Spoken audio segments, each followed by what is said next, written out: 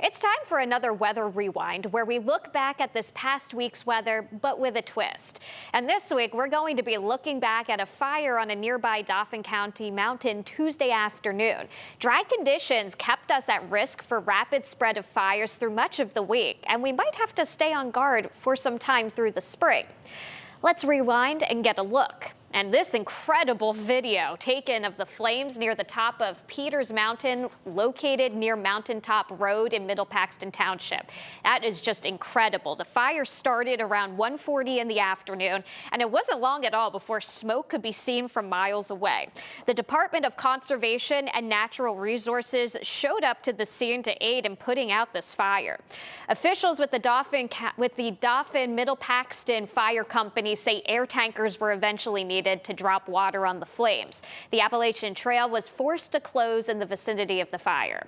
Now, we've occasionally talked about how dry it's been through the later portion of the winter and into the start of this spring.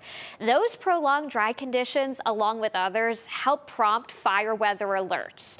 Let's take a look. Now, you might recall a fire weather watch was issued Tuesday afternoon for Wednesday, and it was upgraded to a red flag warning early Wednesday morning. A fire weather watch can be issued up to 72 hours in advance when fire conditions are possible. Those vary by region, but the dry conditions, low humidity, and warmer than normal temperatures, in addition to the strong breezes, well, those forecasted Wednesday put the area under a very high risk. A red flag warning can also be called a fire weather warning. They mean the same thing, and it's that fire conditions are expected within 24 hours. You'll usually hear of local townships or municipalities issuing burn bans to help spread the message. Although the winds were lighter Thursday and the humidity a little higher, that didn't exactly mean we were out of the woods. There's still been an elevated fire risk due to weather conditions, and it doesn't just meet the criteria for the fire alerts in our area. That's really all. So we still need to stay alert. Now, as of the end of Thursday, we're currently behind in rainfall for the year by nearly 4.5 inches. That's a lot, and we need to start closing in on that number soon, or the fire risk is going to continue during these drier periods. We'll also need to watch for drought conditions too. Now, we're still okay there, but as of yesterday's most recent update, a good part of our area is now highlighted in the abnormally dry category, and this is a step right before drought conditions.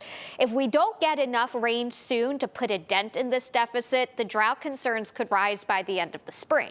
The good news here is that a couple good soaking rains can easily help with that. We saw that happen last fall, and it quickly helped drought watches for many of our counties across the state. You'll recall it went away pretty fast after some of those good soaking rains. Stay tuned for all of the whys behind the weather wonders that capture our attention each week.